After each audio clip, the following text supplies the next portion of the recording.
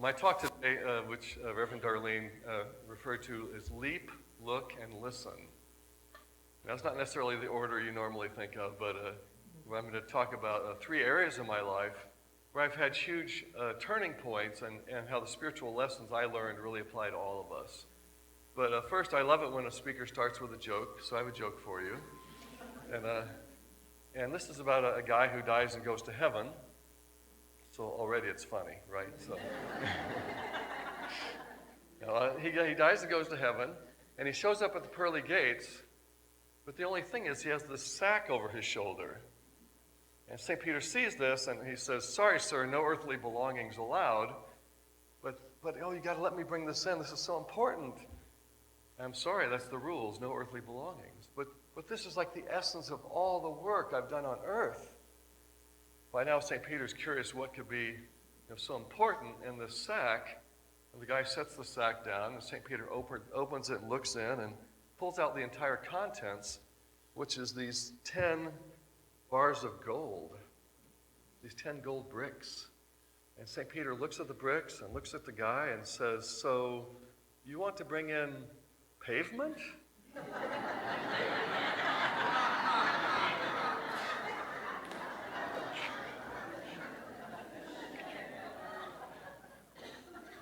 It's a cute joke, isn't it? And I love the little truth hiding in there too, which is, sometimes we get distracted with what's really valuable. And so that's what I want to look at today, things that are really like core values and what really make a difference in our lives. So leap, look, and listen. So the leap part of my story really has to do with how it came to be that I'm doing what I'm doing now. I started as a kid. I loved music, learned ukulele at age 8. My mom taught me in the living room. Next thing I know, I'm taking piano lessons at age 10. I'm in the junior high orchestra playing bass violin at age 11, and eventually learned guitar. So a lot of music, loved it, loved to sing. And it came time for college, and I was thinking, well, maybe I could be a music major. And my dad had a little talk with me. And he's actually a very loving, open-hearted man, a great guy. But he was very open in the way he said it. He said, you could definitely do music, Charlie, but what I've noticed is musicians often travel a lot, and it might be hard to raise a family. And I remember thinking, well, I do want to have a family, so maybe I'll look at other possibilities. And I got to college and tried this major and that major and eventually landed on architecture. Not that I couldn't wait to be an architect all my life, but just kind of seemed to be where I landed, and ended up graduating with a 5-year degree in architecture. Very practical. But I remember, architects, students are famous for pulling all-nighters. And I remember one night being up there at 3 in the morning, taking a break from building a model, and I took a break to get some fresh air out under the stars, and I was looking up and feeling like, I remember thinking, what am I doing here? Is this it? Is this it? I don't know. But I put my head back down, got the degree, graduated, started working in a big architectural firm in Texas where I was living. And after a while, I'm sitting in my cubicle, drafting away, thinking, what am I doing here? Is this it? Is this it? And I swear to you, the architects and engineers walking by and looking in my cubicle, they had to be thinking, what is he doing here? Because, if you're not in your right place, maybe other people notice it too. But it was safe. It was a safe environment. I had my regular paycheck. I had my benefits. And at the same time, I felt like I was dying the slow death of not being who I really was. And I like to refer to that period of time as I call it my slow death with benefits.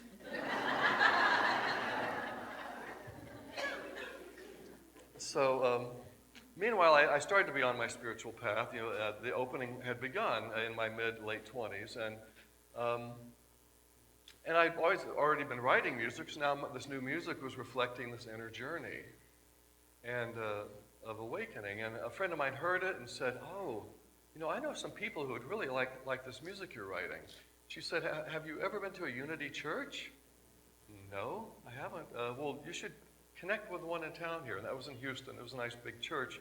And so I did. And I remember when I walked in the doors, it felt like I'm home.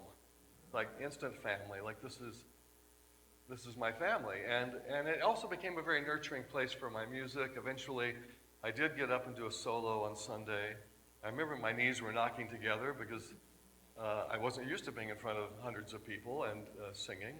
I noticed I was a lot better at home on my couch than I was in front of, it was 500 people, and like my fingers didn't quite move the way they used to. But I got through that, and I knew I had to walk through that fear because my heart was saying, yes, yes, yes.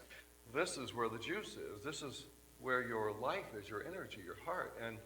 And one step led to another. Eventually, I got invited by a couple of other musicians to go to another Unity about an hour away. We went there and did a Sunday service and an afternoon concert. And about halfway through that concert, my eyes got as big as saucers. I realized, oh my God, this is what I need to do. Because we had 2 hours to just run with the music and just opening, just watching how it's serving people. The music, it's not for the music's sake itself, it's for what happens when we play it. And I don't have to tell this church, this is the musical church. And you guys are amazing. I love singing that medley we did. Wow. And but that's what I discovered in that moment, and it's like, okay, I can't not do this. So Monday morning, I gave notice at work, 2 weeks notice, and I took that leap. Now, I didn't know how this was going to work out. I didn't have a big master plan, but I knew I had to do it. And I had a little bit of savings. So basically, I was asking God to help me walk on water. I'm going to step out with no visible means of support, and this is just going to have to work. And what I noticed is that with every step, somehow the universe showed up to support me. With every step. And I've been doing it for 33 years now. This has been my full-time work. And that blows my mind. And it just started with a leap. And did you know that feeling when you feel like you can't not do something? I must do this. That's that inner calling. Now, I did notice that one thing that showed up was also, maybe you've heard of this, it's a little thing called overdraft protection.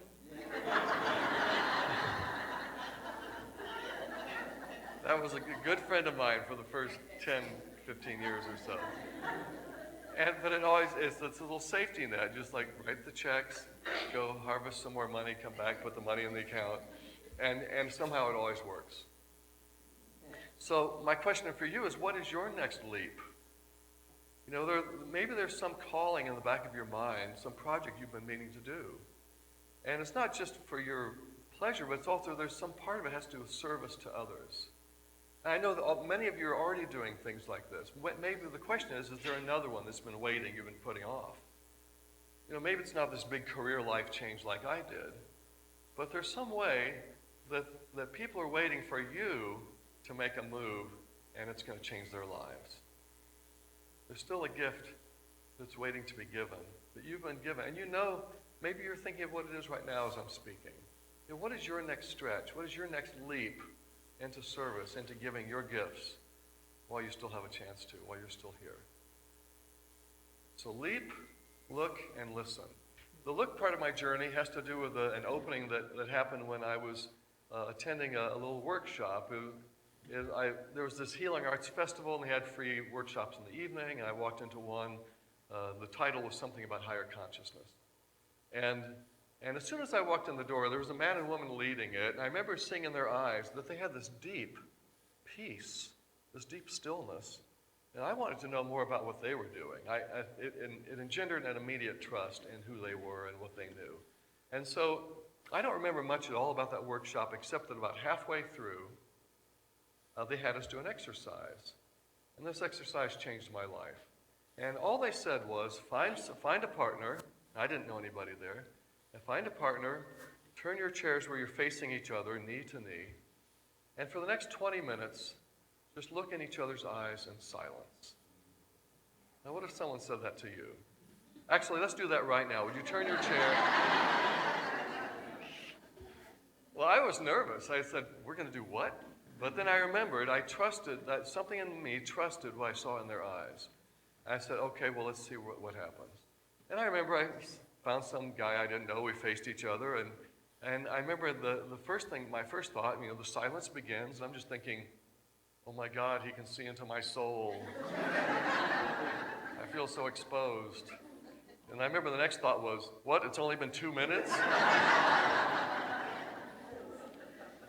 So a lot of mind chatter, right? Just that mind is going on. And there might have been one moment where I kind of felt like our souls kind of connected, but mostly just this chattering mind. And then eventually, thankfully, the 20 minutes were up. And the workshop continued, and I just kind of wondered what that was about. And at the end, they mentioned that they're going to do another workshop in 4 days if anybody wants to come, a free workshop. So I came back, and I ended up doing that exercise many, many, many times. And the more I did it, the more I found that silent place between the thoughts. You know, I heard someone describe it as, remember back when we had film, it was like the blank space between the frames. Like the frames are the thoughts, but what about that empty space between? And just finding that place between the thoughts. And it got to be where my mind would be still, and then I'd hear the chatter, and then just kind of stillness, and then more chatter.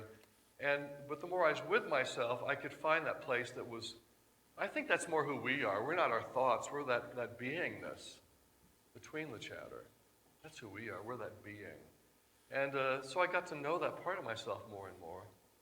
And then the more I did it, a new thing showed up, and this was interesting for me. I was able to tell when the other person's mind was still and when it was chattering. I could perceive the difference. How can I do that? My answer is that the more that we drop into who we are, into that core self, then we start to realize how connected we are, that we really are one with each other. You know, I grew up singing, we are one in the Spirit, we're one in the Lord, but that was just kind of a nice thought back then. Now I was like, I'm in that. I'm connecting into that a little bit. And my being is connected to that person's being, and I know what's going on. And that was interesting. I didn't believe it, so I actually did. I checked it once with a partner and said, do you mind if we break the rules? I need to talk, and I'm just going to ask you when I think I'm saying this or that. And I was nailing it every time. And then we did a marathon on Saturday, and so this time a bunch of us got together, we did 20 minutes in silence, a quick little break, a second set of 20 minutes, same partner, another little break, third set of 20 minutes, a little break, a fourth set of 20 minutes. Somewhere halfway through that fourth set, I had become so merged with my partner that I couldn't remember which body I was looking out of. We just got to pure oneness. And all it took was just to stop and just settle into being. Just to be. I didn't have to read a stack of books this tall about spirituality or go to a Buddhist monastery for 3 years. It's just to stop and drop into who we already are.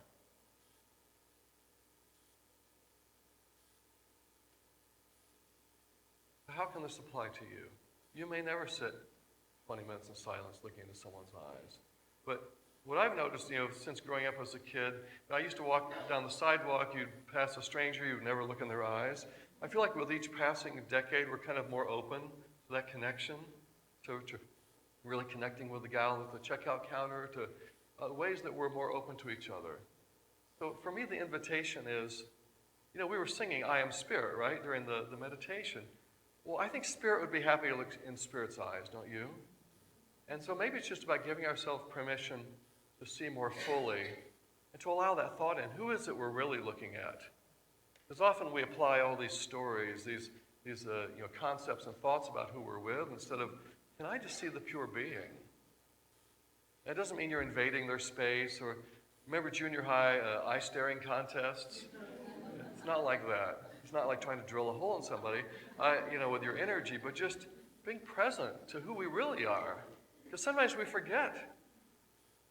Who am I really with? I am Spirit. You are Spirit. Can I see that? Can I really look and really see? And here's the real challenge. Even with like family members that we've known forever, we have all these stories wrapped around certain people. Can we undo those stories and just see that core self? We are one. It's the name on the building. We are one. So leap, look, and finally listen. The listen part of my story has to do, it was an awareness that came out of my songwriting, but ended up applying to much more. It used to be a song would come to me unexpectedly. I'd be walking down the street and there'd be the rhythm of my steps. I'd start to hear music. But then there was a day I wanted to write a song for someone on her birthday. And that's not how it works. You don't get to choose the day, but I got out my guitar, my little tape recorder, blank piece of paper, and just started to see what I might be able to make up. And basically it felt like very effortful music, didn't feel like real music at all, kind of clunky and awkward. And I wasn't very happy with it, and then I heard this voice. And this was not a normal thing for me, and to hear a voice speaking to me, and it said three things. It said, close your eyes, shut up, and listen. But it was pretty emphatic. I go, okay. And I did. So I closed my eyes, I got quiet, and as I listened, I eventually started to hear this little wisp of a melody coming in. And I thought it was beautiful. I hadn't heard this before. It's like, well, that's sweet. And so I sang that to my tape recorder, and I listened some more, and some more music came in. I sang that. And when I had enough, then I found, well, what are the chords that go with that? And then suddenly words started coming, and I had a finished song in 30 minutes just from getting out of the way and opening to something greater than myself. And what it felt like is like there's this thread dangling down from heaven.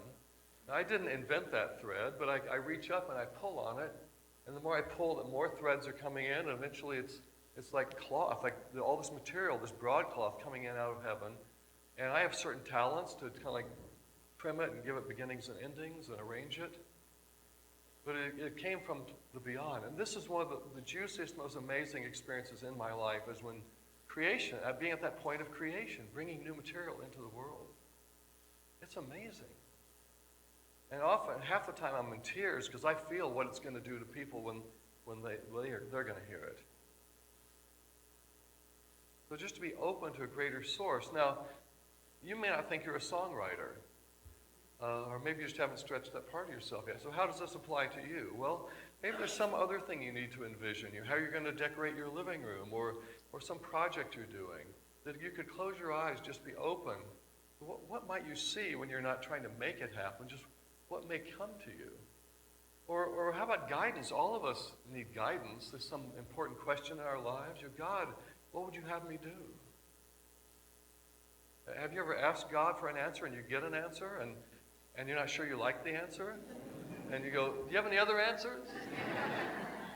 I think if you're willing to ask and willing to hear, then maybe go with what you've been given. Maybe there's a reason you heard that. I wrote a song some years ago. It's called I Thank You. And there's a verse about this. It says, and I thank you. Well, it says, so I listen to your guidance, when and where you'd have me be. Then I place myself into your hands, and I do it gratefully. Gratefully. Be grateful to hear that guidance and to move with it. Has anyone here ever played with a pendulum? Is this a woo-woo enough crowd? Yeah.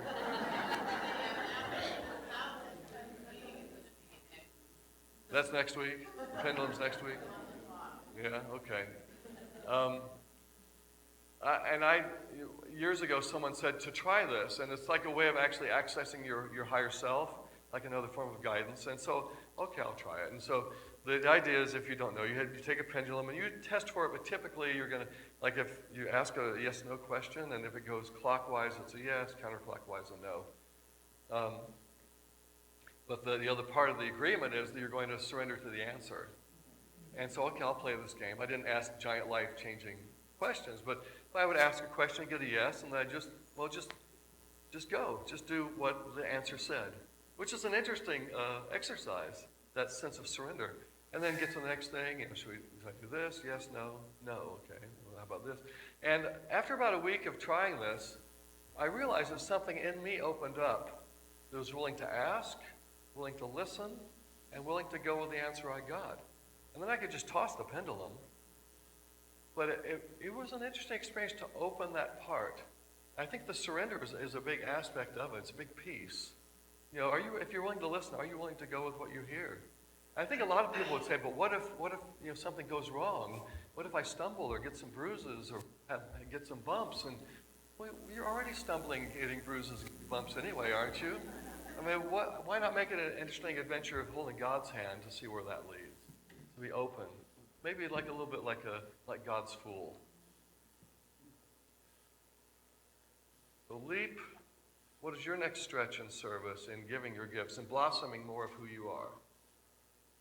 And look, how can you open to see more deeply who we are and that connection and oneness that we do have? And listen.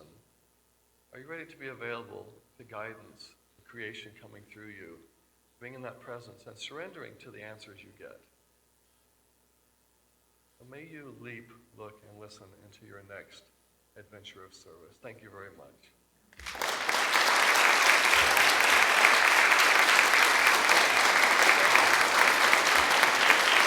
Thank you.